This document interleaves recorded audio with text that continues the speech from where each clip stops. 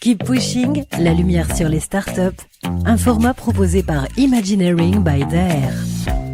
Bienvenue dans Keep Pushing, le podcast d'Imagineering by Daher à la rencontre de startups innovantes et de leurs capitaines. Je suis Gabriel Raffour, responsable du programme Imagineering, et je serai votre hôte aujourd'hui.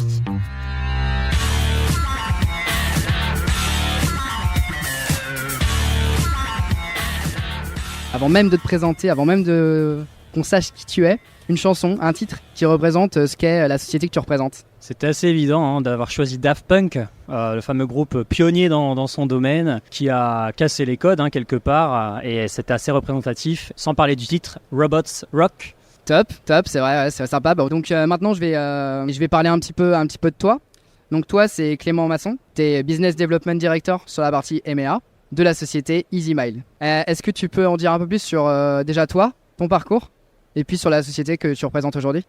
Avec grand plaisir. Alors, j'ai un parcours assez atypique pour une start-up, mais en réalité, c'est représentatif de types d'employés qu'on peut trouver dans les start-up aujourd'hui en 2023. J'ai démarré ma carrière dans une société leader dans son domaine qui fournit des solutions de manutention et d'intralogistique. Donc j'ai passé 10 années, mais ce qui m'a permis de découvrir à la fois et l'univers industriel et l'univers logistique. Et puis j'ai évolué vers des fonctions plutôt de marketing produit, et c'est à ce moment-là où je suis tombé amoureux un peu de l'automatisation. D'accord. Et puis j'ai découvert aussi les attentes grandissantes du marché, donc j'ai évolué par la suite vers une fonction de développement grand compte au niveau international. Voilà, ça c'était pour ma première partie de carrière, je dirais. Et puis j'ai rejoint EasyMile, donc il y a 2 ans maintenant, justement parce qu'EasyMile proposait ce que je percevais comme manquant sur le marché, c'est-à-dire des solutions de véhicules autonomes permettant d'évoluer en environnement extérieur. C'est un vrai challenge, parce qu'évidemment il y a plus d'enjeux, il y a plus de risques, il y a plus...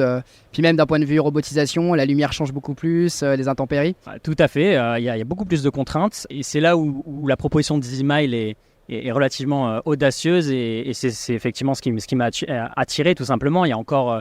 moins de 10 ans, l'automatisation en environnement extérieur n'existait pas, et il y avait cette demande forte du marché. On parlera un petit peu plus juste après de la collaboration qu'on peut avoir ensemble, donc Daher, au travers notamment de la plateforme d'accélération logistique Login et EasyMile. Mais juste avant, est-ce que tu peux, comme tu as eu cette expérience aussi avant, comment tu définirais aujourd'hui, on va dire ça comme ça, la relation entre les startups et on va dire le monde industriel plus traditionnel et les plus grandes sociétés, peut-être plus vieilles comme Daher, nous on fête 960 ans, donc comment tu définirais cette relation ? Je suis plutôt bien placé pour en parler puisque j'ai vécu déjà une première collaboration entre une entreprise industrielle qui était ma précédente société et donc une jeune start-up. C'était en 2013, aux alentours des années 2013. Alors, mon regard aujourd'hui, il a évolué, et tout simplement parce que les coopérations entre grands groupes et start-up a clairement évolué. Je dirais qu'il y a une petite dizaine d'années, les start-up dans certains domaines étaient vus peut-être comme certains concurrents, voire n'étaient pas forcément considérés. Aujourd'hui, la donne a complètement changé, les atouts sont partagés, les enjeux sont à la fois communs, puisqu'en général, la start-up va s'appuyer sur l'expérience de l'industriel, et l'industriel va pouvoir utiliser la start-up pour accélérer certains développements, pouvoir tester en avance de phase certains concepts, et puis par définition des entreprises plus petites, donc beaucoup plus agiles. Ce qu'on vient chercher aussi. Tout à fait. On vient chercher cette innovation, cette agilité, cette peut-être irrévérence aussi que nous on a peut-être perdu avec le temps. Donc c'est clair que en tout cas, nous on voit ça vraiment comme une belle synergie, ce qu'on peut avoir entre les startups et les grands groupes, on va appeler ça comme ça. Ça nous permet aussi de réentreprendre, de se remettre aussi dans les bottes qui étaient les nôtres, et de se reprojeter vers comment on peut apporter, qu'est-ce qu'on peut apporter finalement à l'industrie de demain, en tant que société de services, en tant que société de produits. Donc c'est clair que c'est une vraie rencontre qui a évolué, qui évolue. Tu vois ça justement comment ? Est-ce que tu trouves que finalement cette évolution elle s'accélère ? Est-ce que tu trouves qu'il y a un vrai changement dans cette relation post-Covid peut-être, et finalement avec la nouvelle on va dire ambiance aussi, la nouvelle atmosphère autour des startups, avec tout ce qui a pu se passer aux États-Unis, avec la Silicon Valley Bank, avec là aujourd'hui une certaine baisse aussi de certaines valorisations, comment vous voyez ça ? Je dirais que à la fin, si je devais résumer ça en une phrase, c'est les deux acteurs vont créer le meilleur des deux mondes au final. Et je pense que ça a vocation plutôt à s'accélérer. Les startups, l'image startup reste très attractive et permettent aussi aux grands groupes de s'appuyer sur aussi une forme d'attractivité qu'elles ont peut-être perdue par rapport on va dire, à la stabilité par exemple économique de l'environnement actuel. Justement, le fait de voir des sociétés, des grands groupes et des startups se rapprocher renforce cet écosystème. C'est intéressant que tu parles d'écosystème et justement de cette relation. Maintenant, on va rentrer un petit peu dans le détail de la collaboration et finalement, pourquoi on se parle aujourd'hui. C'est que EasyMile et d'ailleurs, on a une histoire en commun maintenant.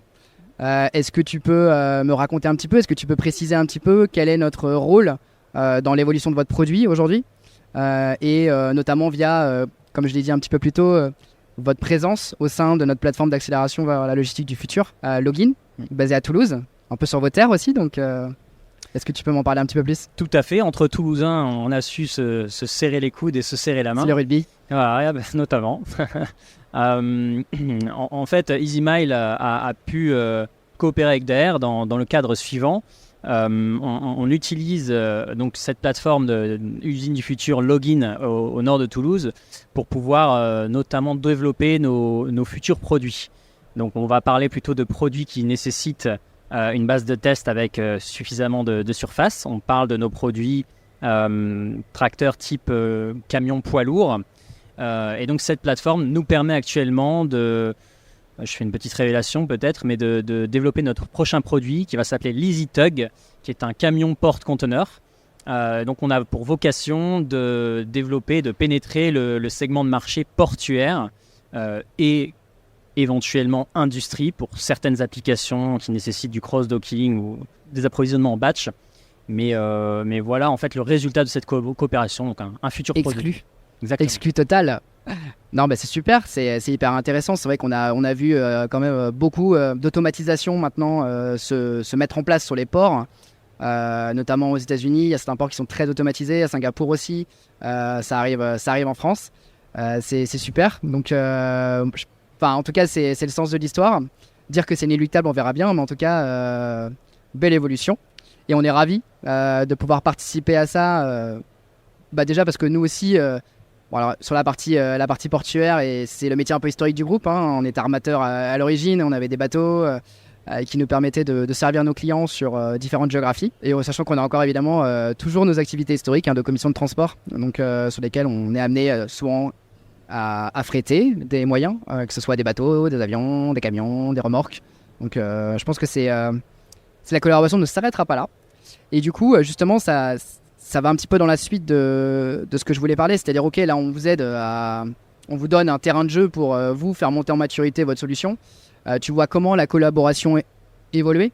Est-ce que parce que là tu nous as parlé un petit peu des résultats de la ligne d'horizon pour notamment ce développement de ce nouveau produit, mais c'est quoi l'ambition pour toi de cette collaboration avec Daher?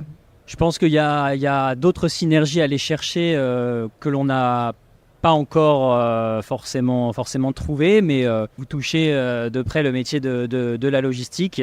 Mais aujourd'hui, je pense qu'on a certains produits qui pourraient d'ailleurs aider Daher à se positionner de manière différente par rapport à la concurrence sur le marché. Donc je pense que d'une collaboration entre guillemets de développement, il y a peut-être même une collaboration commerciale à trouver ou tout simplement à créer.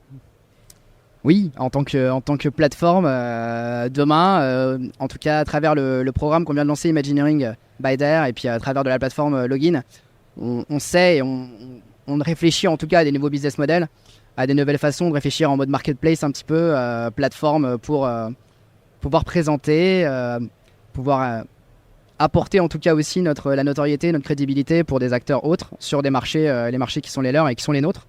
Aussi pouvoir faire pivoter en fait des sociétés vers nos marchés, chose qu'on initie et qu'on fait avec quelques autres startups présentes aussi d'ailleurs au sein du Salon du Bourget, puisque nous sommes en direct live du Salon du Bourget. Après cette introduction et ces développements sur la partie de la startup, est-ce que en tout cas pour ta partie, et par rapport à votre produit et au marché que vous servez. Comment tu vois EasyMile avec ces nouvelles obligations, responsabilités des entreprises, tant d'un point de vue sociétal qu'environnemental. On est des sociétés avec de facto fabriquant des produits, des entreprises carbonées qui doivent aller vers une décarbonation et vers une réduction de leur empreinte carbone. Est-ce que tu vois EasyMile comme quelque chose qui peut aider, aider à la transformation de nos grandes entreprises grâce justement à l'agilité dont tu parlais, et comment vous-même, vous en tant qu'entreprise qui produisez, vous inscrivez ça finalement dans votre démarche? Le premier point, je dirais, on s'inscrit pleinement dans les enjeux de cette décennie dont on parle. Donc, typiquement, la réduction d'émissions de CO2. Donc, le premier point, on y répond puisqu'on on co-développe en réalité des véhicules électriques. On le fait en s'appuyant avec des industriels qui sont experts dans leur domaine. Exemple, notre véhicule Tractizi est le fruit d'une coopération, d'un co-développement avec TLD, qui est une entreprise française également. Donc ça a également pour vocation de créer des emplois en France à nouveau. Une logique d'écosystème et d'approche locale aussi finalement. Tout à fait, on s'appuie sur les experts de chaque domaine. Ce sont les experts aujourd'hui de véhicules aéroportuaires. On souhaite pénétrer le marché aéroportuaire, on s'appuie sur ce fabricant.